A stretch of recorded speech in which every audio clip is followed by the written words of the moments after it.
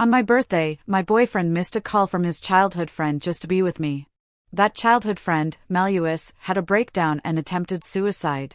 Crushed with grief, my boyfriend proposed to me beside her lifeless body. I've already lost him and my sister. I can't lose you, too.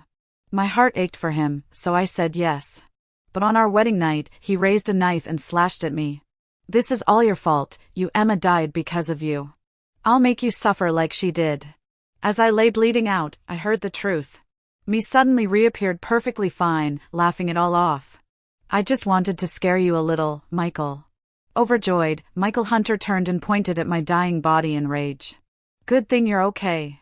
Dad is finally dead. No one can stop us now. They used my money to live a blissful life. Got married, bought a house, raised kids, and me, I was nothing more than a tragic stepping stone in their fairy tale. Until I opened my eyes and realized I had gone back to that very birthday. The pain in my abdomen felt too real, like the wounds still lingered. Beside me, my colleague was on the phone. Ma, today's Emily's birthday. Don't be like this. I had been reborn. In my previous life, Emma Lewis had called Michael, begging him to come to her. But because it was my birthday, he rejected her without hesitation and hung up. Later that night, Emma was found with a suicide note soaked in tears, each word brimming with obsession and despair. She wrote that watching Michael marry someone else was worse than death. Michael collapsed in grief, even coughed up blood. 3 days later, he proposed. I've already lost my sister. I can't lose you, too. Marry me, Emily. I was moved to tears and said, yes. But on our wedding day, he butchered me. You filthy Emma died because of you. I'll make you feel her pain. It's because of you I couldn't see my own heart. I let the person I really loved die. I died alone in agony.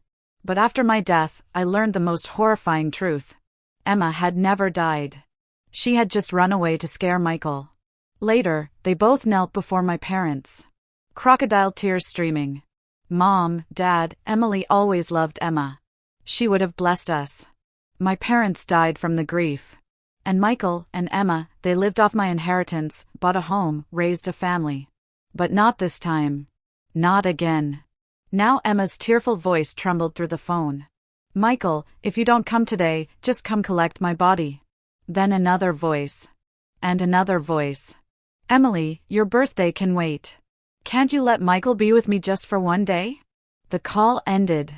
Michael hung up without hesitation. I remembered the blood, the betrayal, the pain. No, I wouldn't let her fake her death this time. I shoved Michael. We're going to find her now. He brushed it off. She's just being dramatic. You really believe her? I insisted. Life and death are not jokes. What if something does happen? Then what? Michael still refused to move. I grabbed the car keys and stormed out. He had no choice but to chase after me. Thanks to my past life's memories, I knew exactly where to go, to the bridge near Emma's house. And sure enough, she was already standing on the edge. Don't come any closer, she screamed. One more step and I'll jump. A crowd had already gathered, phones recording, watching the drama unfold. When Emma saw me, she broke down, sobbing. Mommy, I've always seen you as my big sister. Why did you betray me? You knew I had depression, yet you left me drunk and alone in that bar. Do you even know what those men did to me? I would have given you and Michael my blessing. All you had to do was tell me. You didn't have to humiliate me. Her words stirred the crowd. She looked so classy, but turns out she's a homewrecker. Came here just to push the poor girl over the edge. What a venomous heart. I didn't stop. Now both legs were over the railing. She sat swaying above the river. Gasps filled the air. A woman in the crowd screamed, "Don't jump, sweetie. Auntie will teach that a lesson for you." She lunged at me, trying to rip my clothes off. Back off, crying, eyes on Michael. I never wanted to steal you, Michael. But Emily, she threatened me with my nudes. She told me to leave you or else she'd expose them. If my death will make her happy, then fine, give her what she wants. Before she even finished, Michael slapped me across the face. Blood filled my mouth. Then he turned to Emma with a gentle voice. Emma, come down. I'll do whatever you want. Whatever you say, this will pay. I clearly saw the taunting look Emma Lewis shot me. She didn't want to die. She was never planning to jump. She just wanted to threaten me with death. But ironically, if I wanted to avoid repeating the same tragic fate, I had no choice but to give in to her threats and endure my Kven's bullying once again. Em finally gave in and agreed to come down. Immediately, a crowd rushed forward, trying to pull her off the railing. Worried that something might go wrong with so many people pushing and pulling, I moved with my Kvens to the front to help bring her down safely. One of Emma's legs had already stepped back onto the bridge. But just as she was about to be rescued, her whole body suddenly fell backward. She slipped and fell into the river. Someone help. Call for help. Em had already fallen and was now flailing in the water, struggling to stay afloat. Yet the crowd just stood there frozen. I shouted anxiously, "Save her. Someone jump in and save her. NL must not die." Michael Evans looked like he was about to jump in after her, but the fool couldn't even swim. He'd only make it worse. Thankfully, there were enough people around. 2 men who could swim dove in and eventually pulled them back up to safety. As soon as she got out, she collapsed into my Kven's arms, sobbing uncontrollably. She seemed unharmed, and I finally let out a breath of relief. As long as she never had the chance to fake her death, I wouldn't end up butchered like last time. But before anyone could even say a word, Emma coughed up some water, then pointed a trembling finger at me and cried out, "Emily, why did you push me? I already gave Michael up to you. What more do you want?" The moment those words left her mouth, Michael Evans immediately pulled her tighter into his arms, shielding her like she was made of glass. "I didn't push her," I shouted. "She slipped. I never touched her. She's framing me." But no one would listen. Michael backed Emma up without hesitation, shouting at me with disgust. "I didn't think you were this vicious, Emily. Nellie died, and you still tried to deny it. You think Emma would joke with her life?" Me curled up in his arms, trembling pitifully, eyes red and wet with tears. "Emily, did you really hate me that much? Was I such a burden that you had to push me to my death? If me dying makes you happy, then go ahead.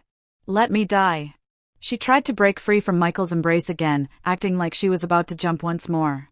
Michael clutched her tightly, furious. "Neely Johnson, you still won't admit it, murderer. Get down on your knees and apologize to Emma right now." He stormed over, trying to force me to kneel. I slapped him hard, then looked him dead in the eye. "Michael Evans, I'm done. We're breaking up. This way, your beloved childhood sweetheart will never get hurt again." I turned and started to walk away. Panic flashed across Michael's face as he rushed to grab my arm, suddenly softening his voice. "May, I didn't mean it. Don't say something that serious. A breakup? No need to apologize. Fine. But don't leave. Don't throw away what we have." The sight of him pretending to be sincere made me want to vomit. I yanked my arm free, pointed at Emma Lewis lying on the ground, and gave him an ultimatum. "Fine, then make a choice right now. Me or Emma Lewis?" Michael froze. He looked torn, quickly trying to explain himself. "She's my sister. How could I have known she had feelings for me? I've only ever loved you." This man. He had just been cradling Emma lovingly and now he was rushing to draw the line with her. He was only doing it because I was his golden goose. Disgusting. I turned to leave without another word. Michael hesitated, then still ran after me, trying to explain everything. "Michael." May called out bitterly from behind him, but Michael didn't even look back. When I got home, I locked him out completely and refused to see him. What I didn't expect was how persistent my Kvens could be. After I dumped him, he began harassing me nonstop, showing up again and again, disrupting my life. Just as I was racking my brain, trying to figure out how to get rid of him once and for all, I got a phone call. Maluis had attempted suicide again. My heart pounded as I rushed to the hospital. Maluis had tried to kill herself again. Would Michael lose his mind all over again? Was I destined to always be the stepping stone to their twisted love story? No. I told myself over and over again. She wouldn't die. Not really. She was bluffing. She had to be. If I could just expose her faking it, I wouldn't end up like in the last life, brutally hacked to death. When I arrived at the hospital, Michael Evans was already there. Mulwa lay on the bed, her body encased in medical braces and tubes. Only her face could move. As soon as she saw Michael, tears streamed down her face. Her mouth moved slowly, whispering slurred words, but his name was clear. The doctor told us she had jumped from a building. She was brought in late. She might spend the rest of her life in a coma, practically a vegetable. Still, I doubted her. I stepped forward to get a closer look, but Michael suddenly blocked me. His sudden movement startled me. In just a few days, he had completely changed. His face was covered in stubble, dark circles carved into his skin. His eyes were sunken, haunted. And as he stared at me, he smiled darkly. Now it was just the two of us in the room. Me, Michael, and Emma emotionless on the bed, barely alive. Then Michael dropped to one knee and pulled out a ring. "Emily," he said slowly. "Marry me. Em's already like this. I can't lose you, too." His eyes bore into mine. My body went cold with dread. It was exactly like the last life. I opened my mouth to reject him, but he suddenly reached behind him. He was carrying a knife.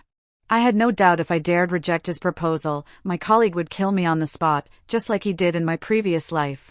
This man is insane. When I didn't immediately answer, he pulled the knife out and gripped it tightly in his hand.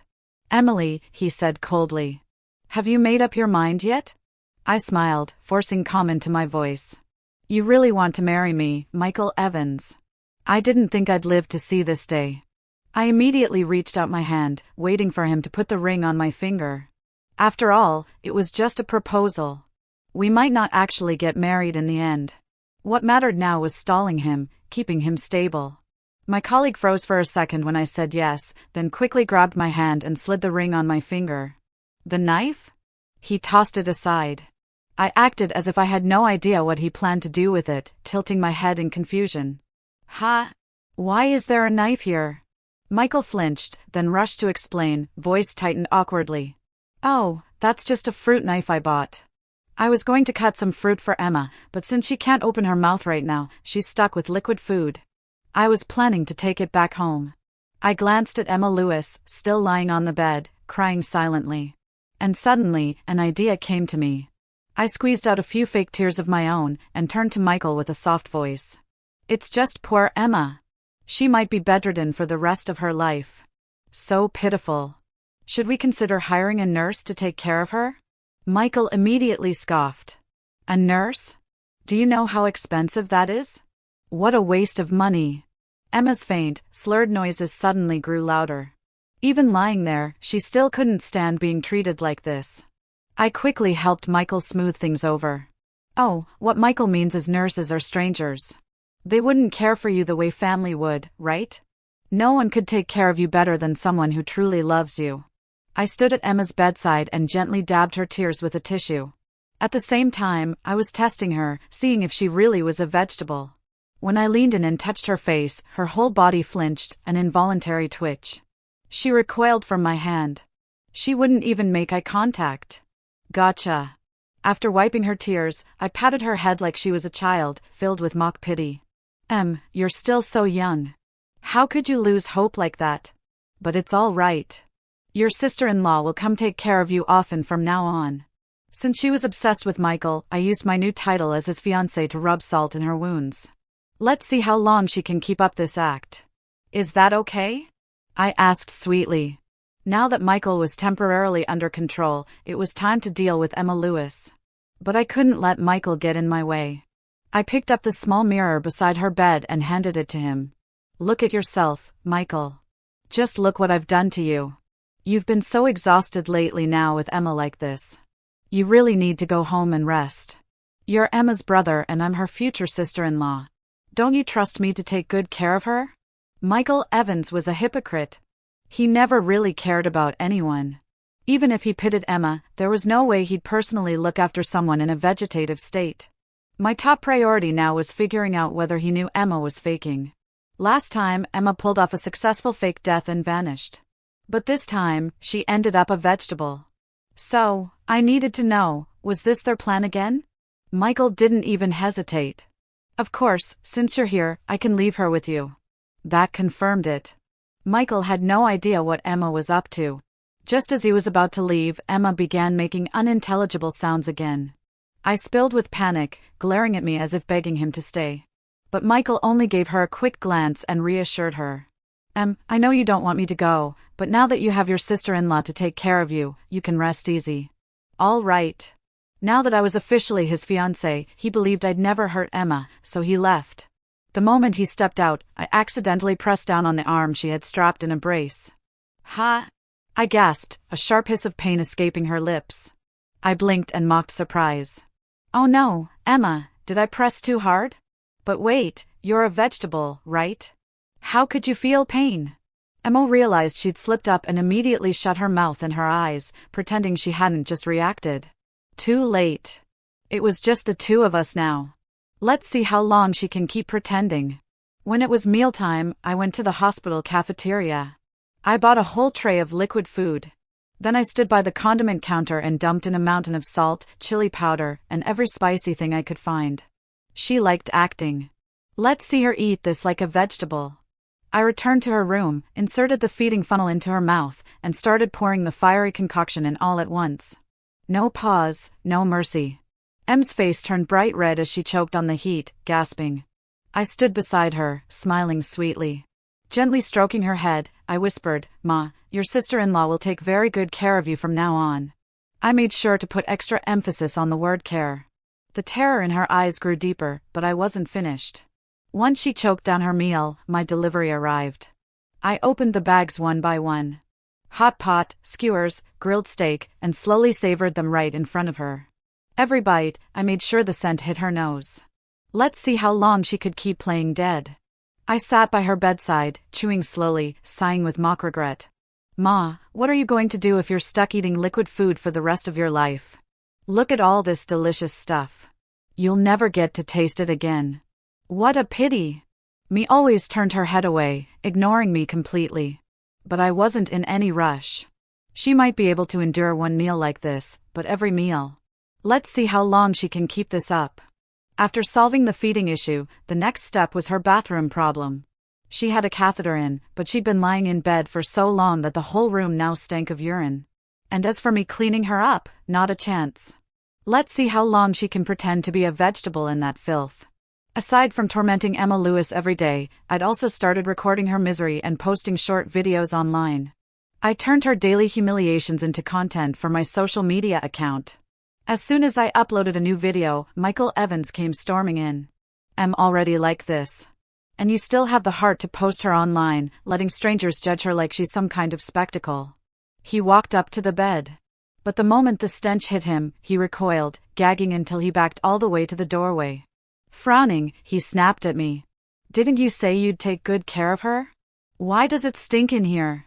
Emma Lewis's face went pale. Her beloved Michael Evans was disgusted by her. She stared at him in disbelief, eyes wide, like her world had shattered. Watching their reactions, I finally replied, deliberately hesitant. "Well, even with the catheter in, if she lies there long enough, of course, there will be some smell." No matter how much I tried to explain, Michael refused to step back inside. He just stood at the door, scolding. "Now that you've posted those videos online, how is Emma supposed to show her face again?" I sneered internally at his hypocrisy. I never intended to let her live that down. Outwardly, though, I put on a pitiful expression. The doctor said Emma won't ever recover. I feel bad for her. I wanted to keep some memories of her. That's all. And besides, those videos brought in a lot of kind people who donated money to help Emma. The moment he heard the word money, Michael Evans's eyes lit up. He grabbed my phone, eager to check how much we'd raised. Emma protested in garbled words from the bed, but Michael ignored her completely. As he looked at the numbers on the screen, Michael broke into a delighted grin.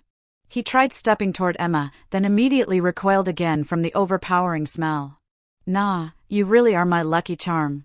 Don't worry, Michael will take very good care of you." But despite his words, once the money was transferred into his account, Michael Evans never stepped foot in that hospital room again. He showed up occasionally just to have me transfer more money to him at the door. With the donation money, Michael bought himself a flashy new car and started flaunting it around. Meanwhile, Emma Lewis, subjected to my daily abuse, was nearing her breaking point. After feeding her another dose of my special liquid meal today, I gently wiped her mouth, pretending to be caring. "Ma, you have to get better. Don't let your sister-in-law's love go to waste." She stared at me with wide, hateful eyes. I stood up, gathered my things, and smiled sweetly. I have something to do this afternoon, so I won't be able to stay. But don't worry, I'll tell the nurse to look after you. I didn't miss the spark of excitement that flickered in her eyes, but I wasn't actually leaving. I slipped into the room across the hall and watched her through the glass. As expected, once she thought I was gone, Emma called in her friend and had all her casts and braces removed. She jumped off the bed full of energy, not a trace of a vegetative state. And that friend, the more I looked, the more familiar she seemed. Suddenly, I remembered she was the doctor who told us Emma had become a vegetable. I quickly recorded everything on my phone. Then I went home like nothing happened. The moment I ran into Michael Evans, he frowned and asked, "Where's Emma? You didn't leave her all alone at the hospital, did you?" "Of course not," I replied, faking innocence. "She didn't have any clean clothes left, so I came back to get some." Before I could finish, his phone rang. "What?" "Emma Lewis is dead." Panic washed over his face. He hung up and slapped me hard. "I told you to take care of her. How could something happen the moment you leave? You'd better pray this isn't your fault." He didn't even think to rush to the hospital. He grabbed a leather belt, ready to beat me right there. I raised my hand to stop him. Calmly, I pulled out my phone. "Michael Evans, why don't we use this moment to update the kind people online about Emma's situation?" At the mention of a live stream, Michael froze. His raised hand slowly lowered. Still, he couldn't help but warn me. "Tell them to send more gifts." When the stream started, I kept it simple, just told everyone the devastating news. Emma had passed away. Not another word more. Michael panicked, snatched the phone from my hands. Greedy as ever. He leaned toward the screen and pleaded. "Everyone, if you can, please send more gifts. My poor sister Emma, she was out there working so hard all by herself. Now she's gone, and there's no family left to even burn paper offerings for her. Thankfully, she had all of you kind people. Please send more gifts so I can burn more paper for my sister and let her rest in peace." Michael Evans kept begging for sympathy in the live stream, crying pitifully to his audience. I sat through his act for a full 2 hours. Only when the viewers stopped sending gifts did he finally agree to shut down the stream and head to the hospital with me. He'd made 300,000 yuan from that single stream. Sitting in the car, he was giddy with joy over the windfall, not even a trace of grief over losing his beloved sister. But I knew him best. Whether it was me or Emma Lewis, neither of us could ever compete with money in his heart. Once we arrived at the hospital, I went straight to Emma Lewis's friend to claim her body. But she only handed us an urn and said regretfully, "You came too late." Since no one came to claim the body, the hospital contacted the crematorium and had her cremated. I immediately caused a scene. "We want to see the body. Whether alive or dead, we have the right to see her. You cremated her without her family's permission. How do we know these ashes are really Emma Lewis's? For all we know, you used her body for experiments. I'm reporting you. I'm going to report your whole hospital." At that, Emma's friend visibly panicked. While we argued back and forth, Michael Evans quietly took the urn from my hands. "Emily Johnson, that's enough. Let's go home." He held the urn delicately in his arms, crying and laughing like a madman. It would have looked heartbreakingly if I hadn't seen him just hours earlier, raking in donations like a grifter. Instead of burying the ashes, Michael placed the urn right on his bedside table. Even though I knew it was fake, the sight still made my skin crawl. I tried to move it, but he clutched it tightly, whispering with devotion. "Emma was my sister. You don't want her to be alone underground, do you?" He spoke like someone possessed, exactly how he was after Emma's death in my past life. A wave of nausea hit me. Then Michael Evans suddenly wrapped his arms around me, pleading, "Emily, let's get married, please. I know Emma would want to see us wed. I've already lost her. I can't lose you, too." Trapped in his embrace, I felt my stomach churn with disgust. I knew exactly what he was thinking. He wanted to kill me to avenge Emma, but I had my plan ready. I forced a smile and said, "Of course. Let's get married as soon as possible. This time, I won't give him the chance to hurt me." I made one request. "We'll hold the wedding first, then register for the marriage license afterward." Michael Evans, not suspecting a thing, agreed immediately. He didn't waste a second. He found a venue and scheduled the wedding for the following week. I didn't inform my family. I just watched silently as Mike Vance busied himself with wedding preparations. On the big day, I stood beside him in a white wedding dress. Tears shimmered in his eyes as he gently took my hand. The officiant asked, "Do you, miss, promise to stay by this man's side through wealth and poverty, sickness and health?" I looked at Mike Vance, just about to refuse when someone beat me to it. "I object." Everyone turned toward the entrance. Melissa, supposedly dead, walked in wearing a wedding dress, tears in her eyes and a small crowd of reporters behind her. She ran toward us, lifting the hem of her dress, and pointed straight at me. "Michael, you've been tricked. It was her. She tried to kill me. She just wanted to take you for herself."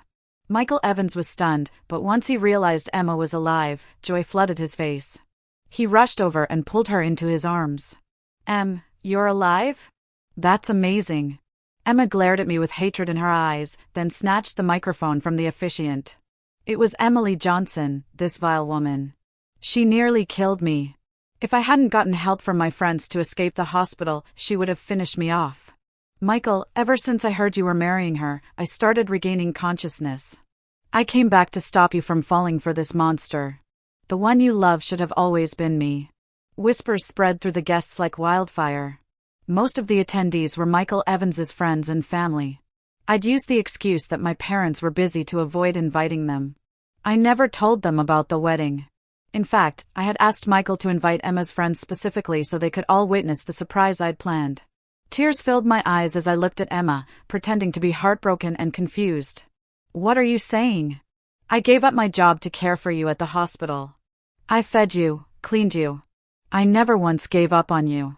Why would I ever want you dead? I always treated you like my own sister, but I never imagined the man you loved was Mike Vance. How could you do this to me?" Before Emma could answer, I turned to Michael.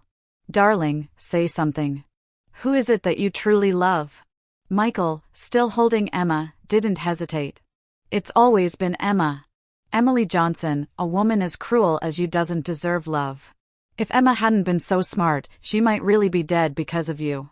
Michael Evans immediately pulled off the ring from his finger and flung it to the ground without a hint of hesitation. "Hurry up and apologize to Emma. This won't end just like that. You need to compensate her for emotional distress and medical expenses. Considering we once had feelings for each other, I won't ask for much.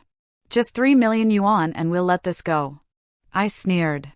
"You really think you're that special? Wanting everything at once? Who do you think you are?" By this point, I had no intention of pretending anymore. I tore off the last shred of pretense. 3 million? I wouldn't give you a single cent." Before Michael could respond, Emma Lewis sprang out of his arms and motioned for the media she had brought with her to step forward and start filming my face up close. "I'm sure everyone has seen the videos about me online," she said carefully. "But what you don't know is that Emily Johnson abused me while I was in a vegetative state, taking advantage of the fact that I couldn't resist." As she spoke, she lifted the hem of her wedding dress, revealing her bruised arms and legs. "I'm only asking for 3 million yuan in compensation, considering we used to be friends. Is that too much to ask?" I stood off to the side, coldly watching Michael Evans and Emma Lewis put on their little show. My heart filled with scornful amusement. "I'll say it again. Not a single cent from me." Michael panicked now that he realized I wasn't going to pay. "Threaten me, Emily Johnson. I'm already cutting you a break because of our past. If you refuse, fine. Let's get the police involved. You can spend a few years in prison and reflect on your behavior there." He was betting on me being too afraid to involve the authorities. But I had solid evidence. Why would I fear a police investigation? "Great. Go ahead and call the police," I said calmly. "Let them come and see which fraudsters really belong in jail." No sooner had I finished speaking than a large screen behind me lit up with a video. In it, the supposedly comatose Emma was walking around energetically, full of life. She cursed as she paced. Pretending to be in a vegetative state was supposed to be my way out, but that Emily Johnson never left my sight. It drove me insane. If I'd known it would be this miserable, I wouldn't have gone with this fake coma plan. I should have just faked my death outright. No, that's not true. The video is fake. She's slandering me. Emma panicked as the truth was exposed. She threw herself in front of the screen, trying to block the footage with her body as the media kept filming. But how could she possibly stop it? "Ma, you were pretending to be in a coma." Michael Evans, realizing public opinion was turning, immediately tried to distance himself from her. But how could I possibly let him off the hook? Right after Emma's footage, another video started playing, this time of my colleague's livestream where he was sobbing and begging viewers for donations. And following that, a full record of his cash withdrawals and the luxury car he bought with the money. He had milked the internet's sympathy for profit. A day of reckoning had finally arrived. Michael's face twisted with rage as he stared daggers at me. "You're trying to ruin me, you wicked woman." Faking fear, I backed away and shifted the blame onto Emma. "Don't look at me like that. I thought Emma really was in a coma. Who knew she was faking it? If she had actually been in a vegetative state, then none of this would have been a problem, right?" Just then, a crowd burst in through the doors, shouting, "Scammers! Give us our money back!" They rushed at Emma and Michael, surrounding them and beating them in a flurry of fists and kicks. I was scammed, too. Michael screamed, covering his head as he tried to escape. But the angry mob of deceived viewers refused to listen. It wasn't until the police arrived that they were finally separated. At the police station, Emma confessed everything. Since I was unaware of her plan and had only posted the footage online, I was not held legally responsible so long as I returned the profits earned to the platform and relevant parties. But I hadn't touched that money. Michael Evans had spent it all, so he was the one who had to pay it back. As for Michael's behavior during the live stream guiding viewers to donate under false pretenses, it was officially deemed fraudulent. Michael and Emma ended up paying a hefty sum in compensation, draining nearly all their savings just to fill the hole they dug. When they finally walked out of the police station, I stood there waiting, smiling brightly at them. "Emily Johnson, this was all your plan, wasn't it? You've been plotting against us from the beginning." Michael roared, lunging toward me and grabbing me by the collar, his eyes filled with hatred. I looked at him innocently and said, "Why are you blaming me? If Emma had actually been in a coma, you wouldn't have had to pay a cent. You'd be driving a new car and buying a house by now. You should be blaming her for waking up." I gently pried his hand off my collar and pointed behind me at the police station. "Unless you want to go right back in." Only then did Michael release me. His expression shifted instantly, eyes darting. He plastered on a fawning smile and said, "Emily, I lost control. That was my bad. Why don't we just go register our marriage now and forget all this?" Before I could respond, Emma Lewis jumped in. "Michael, why are you still thinking about marrying that wretched woman? It should be me. You should be marrying me." Even after everything, Emma only had eyes for Michael. What a hopeless, romantic fool. But Michael completely ignored her. He brushed past her, grabbed my arm, and tried to drag me straight to the civil office to get our marriage license. I slapped him hard across the face and yanked myself free from his grip. "Michael, take a good look in the mirror. What kind of toad do you think you are, dreaming of a swan?" Without another word, I turned on my heel, got in the car, and left them both standing there like fools. To avoid any revenge from my cavans, I packed up and moved out. Coincidentally, my company was setting up a new branch in a neighboring province. So, I settled there without looking back. From that moment on, Michael Evans and Emma Lewis, those two toxic parasites, were completely erased from my life. The next time I saw Michael Evans was in a live stream on some social media platform. Same as ever, he was desperately begging viewers for virtual gifts. But this time, there was one big difference.